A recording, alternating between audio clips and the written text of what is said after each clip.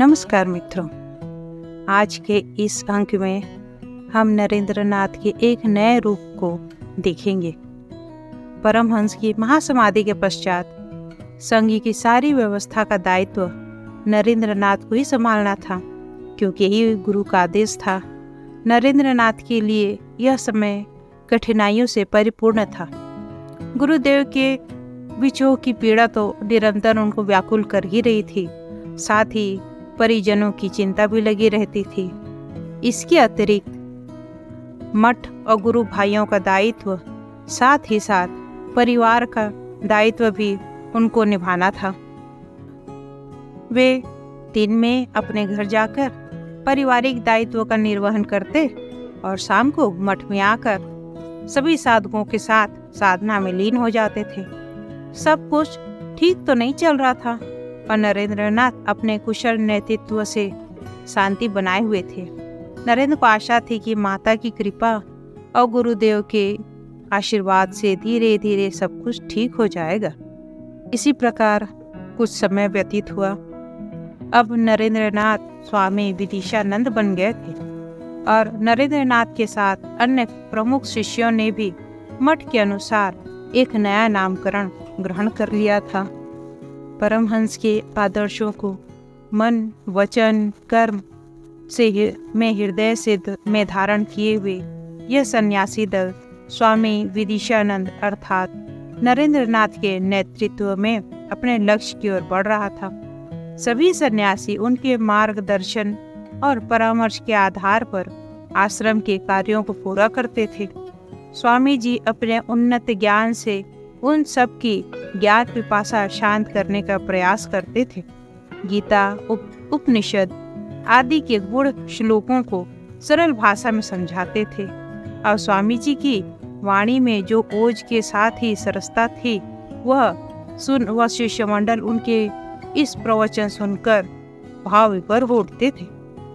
ज्ञान को पल्लवित करने के लिए दशों दिशाओं के विस्तार में भ्रमण करना होता है। यह बात स्वामी जी अब भली भांति समझ गए थे। सूर्य का महत्व इसी कारण होता है कि वह सभी दिशाओं में अपना प्रकाश प्रकीर्तन करता है। स्वामी जी अगस्त 1888 में काशी से अयोध्या पहुंचे और प्रभु श्री राम की जन्मस्थली पहुंचकर अत्यंत आनंद का अनुभव किया। राम नाम से ओत-प्रोत अयोध्या का कोना कोना अपने आप में अमरावती सदृश था। श्री राम के नाम के संकीर्तन का चहुं ओर से स्वर आता था। बहुत दिनों तक स्वामी जी राम लला के सानिध्य में रहे और वहां से वे लखनऊ पहुंचे। नवाबों और मुगल सम्राटों की वास्तुकला का इस नगर की शोभा निराली प्रतीत होती थी। तहजीब का यह नगर लखनऊ आज भी वैभव और उल्लास का गढ़ था।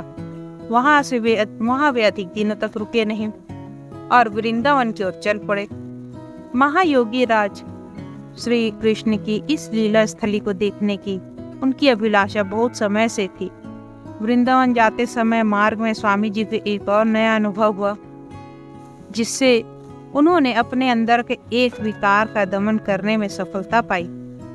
यह बड़ा ही रोचक प्रसंग था। एक बार जब स्वामी जी वृंदावन की ओर जा रहे थे तो रास्ते में उन्होंने एक व्यक्ति को चिलम पीते देखा। वे भी कभी कभी तंबाकू पी लेते थे। तो चिलम देखकर तलब जाग उठी और उस आदमी के पास जाकर रुक गए। लाओ भाई, 2 कस्तनिक हम भी लगा ले, स्वामी जी ने कहा। उस व्यक्ति ने स्वामी जी की ओर देखा। ऐसा तेजस्वी सन्यासी सामने देखकर वह संकोच पड़ गया। महाराज, मैं आपको अपनी चिलम नहीं दे सकता, वह बोला। क्यों भाई? स्वामी जी चौंक पड़े। क्योंकि मैं जाति का भंगी हूँ, मैं मेहतर हूँ। आप कुलीन वंश के सन्यासी। और स्वामी जी का हाथ स्वयं ही पीछे हट गया और वे अपने रास्ते पर बढ़ चले। अभी वे 10 कदम ही चले थे कि मस्तिष्क में विस्फोट सा हुआ। जिसे जाति, कुल और धन का अभिमान हो, वह कभी सन्यासी नहीं हो सकता। परमहंस के शब्द जैसे उन्हीं के स्वर में चेतना से टकरा रहे थे। यह मैंने क्या किया? जाति का अभिमान मुझ में शेष रह गया है। तभी मैंने उस अछूत की चिलम न पकड़ी। मेरा ज्ञान और गुरु का उपदेश मुझे कैसे विस्मृत हो गया। ठहर अभिमान, अभी तुझे ठीक करता हूँ। स्वामी जी तत्काल उस मेहतर के पास पहुंचे और उसके पास बैठकर बड़े आराम से चिलम पी और अपने आत्माभिमान का दमन किया। इस प्रकार स्वामी जी फिर ब्रजभूमि पहुंचे। श्री कृष्ण की अनगिनत लीलाओं से समृद्ध यह पुण्य भूमि अनेक कारणों से मनोहारी है। वहाँ के लोगों में जो मृदुलता है वह अन्यत्र कहीं नहीं मिलती। वनों से आच्छादित और मंदिरों से सजी ब्रजभूमि के कण कण में भगवान श्री कृष्ण की विहंगम लीलाओं के दर्शन होते हैं। वृंदावन पहुंचकर उन्होंने बांके बिहारी के दर्शन किए। सांझ होते ही चहुं ओर से वाद्य यंत्रों के मधुर स्वर गूंज उठे और वृंदावन कृष्णमय हो गया। वृंदावन की एक बात स्वामी जी को आनंदित कर गई कि वहाँ आज भी वे सभी प्रमाण हैं जिनसे कृष्ण की लीलाओं का आनंद लिया जा सकता है। काली दह, कुंज गलियां और वनादि। एक दिन स्वामी जी राधा कुंड में स्नान करने के लिए पहुंचे। उन्होंने कौपीन उतार कर किनारे पर रख दिया और स्वयं कुंड में उतर के स्नान करने लगे।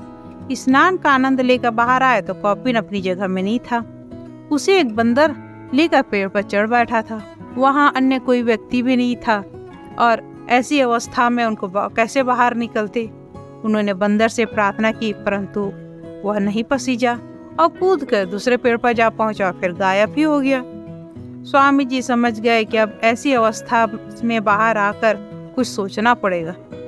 एक ओर से उनको कुछ स्वर सुनाई दिए तो एक झुरमुट में छुप गए। उन्हें आश्चर्य हुआ। वह आश्चर्य से देखी कि ग्वाला उनकी ओर आ रहा था। उसके हाथ में गेरुआ वस्त्र था तो दूसरे हाथ में एक छोटी सी मटकी थी और हाँफता हाँफता उनके पास आ पहुंचा। महाराज, बहुत दौड़ आया, आपके लिए वस्त्र भोजन लाया था, इसे लीजिए। अब मेरी गाय जाने कहाँ चली गई होंगी। स्वामी जी ने पेड़ की ओर से हाथ बढ़ाकर दोनों चीजें ले ली।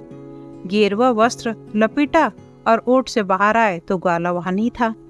दूर दूर तक देखे, कहीं भी उसे नहीं दिखाई दिया। अरे, क्षण भर में वो कहाँ चला गया। उस ओर फिर ध्यान हटाकर उन्होंने मटकी खोली तो उसमें माखन था। स्वामी जी के अश्रु छलक आया। हे मनमोहन, तुम्हारी लीला मैंने भी देख ली। स्वामी जी का हृदय अनुराग से भर गया। माखन तो अमृत की भांति चक चक कर उन्होंने उसके अणु अणु का भरपूर आनंद लिया। यह भगवान श्री कृष्ण का दर्शन व प्रसाद था। आनंद में डूबे हुए स्वामी जी वापस कुंड की ओर चल पड़े। कुंड पर पहुंचकर देखा तो उनका कौपीन भी उसी स्थान पर सुरक्षित रखा हुआ था। उन्हें आश्चर्य के साथ आनंद की अनुभूति हुई। नट और नागर की लीला स्थली पर उनकी लीलाएं अनवरत चल रही थी। इसका उन्हें प्रत्यक्ष अनुभव हो गया था। वृंदावन से मथुरा, गोवर्धन आदि तीर्थों का पुण्य दर्शन करके स्वामी जी वहां से लौटे। मार्ग में अत्यधिक थकान के कारण स्वामी जी एक वृक्ष के नीचे बैठ गए और उनकी आंखें कब लग गई उन्हें पता ही नहीं चला। निद्रा कुछ लंबी हो गई थी और जब आँख खुली तो देखा सूर्योदय होने वाला था। वे अभी चलने के लिए सोच ही रहे थे, तभी वहाँ एक व्यक्ति का आगमन हुआ। कपड़ों से व्यक्ति सज्जन और कोई अधिकारी लग रहा था। वह उनके पास पहुंच आकर कहा, रुक गया और प्रणाम किया। और ओम का जब स्वामी जी ने ओम का उच्चारण किया तो व्यक्ति ने अनायास ही उनके चरण स्पर्श किए और उनके सामने हाथ जोड़कर बैठ गए। भगवान, आपका आभा मंडल से प्रतीत होता है कि आप मनीषी सन्यासी हैं और लंबी तीर्थ यात्रा करके आए हैं। मेरी प्रार्थना है कि आप मेरे घर चलें और सेवा का अवसर दें। इससे मुझे साधु सेवा और ज्ञान अर्जन का लाभ होगा। स्वामी जी ने उस व्यक्ति के स्वर में निश्चलता व श्रद्धा का अनुभव किया और वे उठ के उनके साथ चल पड़े। मार्ग में उस व्यक्ति ने अपना परिचय दिया। वे एक रेलवे में स्टेशन मास्टर थे। उनका नाम शरद चंद्र था और अपनी ड्यूटी समाप्त करके वे अपने क्वार्टर पर जा रहे थे। उनकी बातों से यह भी पता चला कि वे धार्मिक प्रवृत्ति के आध्यात्मिक जिज्ञासु थे। घर आकर स्वामी जी ने स्नान किया और तब तक शरद बाबू ने फल मिष्ठान की व्यवस्था कर दी। स्वामी जी को भूख तो लग रही थी, अतः वे बड़े प्रेम से भोजन किया और शरद बाबू तब तक पूर्ण भक्ति भाव से उनके मुखमंडल को निहारते रहे। हे भगवान, आज तक मैं ज्ञान की खोज में भटक रहा था। जाने कितने ही सिद्ध पुरुषों की संगत की, पर मेरे हृदय में ज्ञान का प्रकाश न हुआ। आपको देखकर मेरा हृदय शांति अनुभव कर रहा है। मुझे अपना शिष्य बना लीजिए। स्वामी जी ने एक भजन की पंक्ति सुना दी, जिनका आशय यह था कि शांति की प्राप्ति में स्वयं को पूर्ण समर्पित करना पड़ता है। शरद बाबू के आत्मज्ञान प्राप्ति की इच्छा और आशा इतनी प्रबल थी, उन्होंने स्वयं को स्वामी जी के चरणों में समर्पित कर दिया। स्वामी जी अपना स्नेह भरा हाथ उनके सिर पर रखा और उन्हें अपना शिष्य स्वीकार कर लिया। अब तो शरद बाबू की आनंद की सीमा ना रही। ज्ञान वर्षा होने लगी। शरद बाबू का घर में भजन कीर्तन प्रवचन होने लगे। लाखों लोगों की भीड़ जुटने लगी और यहाँ पर वे काफी दिन रहे। अब उन्हें मठ की चिंता होने लगी थी और साथ ही अपने लक्ष्य की भी। इन दोनों बातों से चिंतित स्वामी जी कुछ वहां से हो गए थे। गुरुदेव, एक दिन शरद चंद्र ने पूछ ही लिया, आप किस विचार में डूबे हुए प्रतीत होते हैं? आपके नेत्रों में कुछ चिंता के भाव हैं। तब स्वामी जी कहते हैं कि जिस प्रकार वृक्ष के फल उसके लिए नहीं होते हैं, उसी प्रकार मेरा यह जीवन भी मेरे लिए नहीं है। मैं अपने परम पूज्य गुरुदेव को अपना जीवन समर्पित कर चुका हूँ और उन्होंने मुझे एक महान उद्देश्य सौंपा है। मातृभूमि का उद्धार और पुनः जागरण ही मेरा उद्देश्य है। देश में आध्यात्मिकता का शरण हो रहा है। जो देश विश्व का सिरमौर था, वह आज दीन दशा में है। यह देखकर मेरी अंतरात्मा दुखी होती है। मैं किस प्रकार इस गौरव और सम्मान को पुनः उस स्तर पर ले जाऊं? उद्देश्य विराट है और शक्ति व संसाधन अल्प हैं। यही मेरी चिंता का विषय है। तब शरदचंद्र कहते हैं, क्या आपका यह तुच्छ शिष्य आपके इस पवित्र यज्ञ में किसी भी प्रकार का काम आ सकता है? कोई भी यज्ञ तृण तृण करके बनी समिधा से ही संपन्न होता है। परंतु क्या तुम इसमें अपने आहुति बनने के लिए तैयार हो? क्या तुम भिक्षुक बनकर वह त्याग कर सकोगे जो भौतिकवादी के लिए अत्यंत कठिन होता है? इस प्रकार स्वामी विवेकानंद जी के उनसे कहते हैं। स्वामी जी कहते हैं, तब शरदचंद्र कहते हैं, गुरु की कृपा से अपंग शिखर लांघ जाते हैं भगवान। स्वामी जी उनकी दृढ़ता और विश्वास पर बड़े प्रसन्न होते हैं।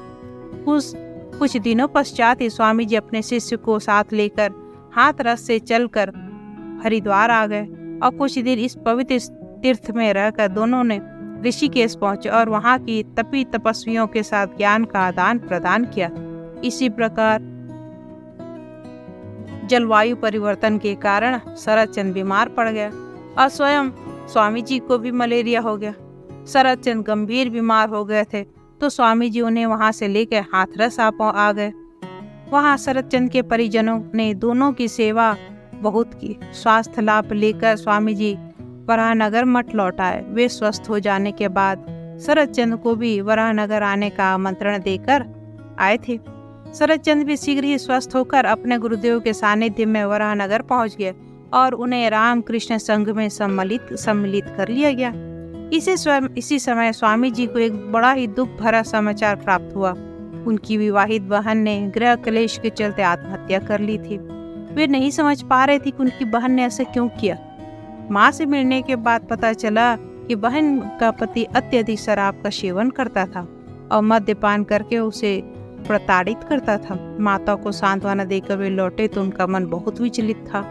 अपनी बहन के लिए नहीं, अपितु भारत भर की उन नारियों के लिए जो ससुराल से उत्पीड़न का शिकार हो रही थी।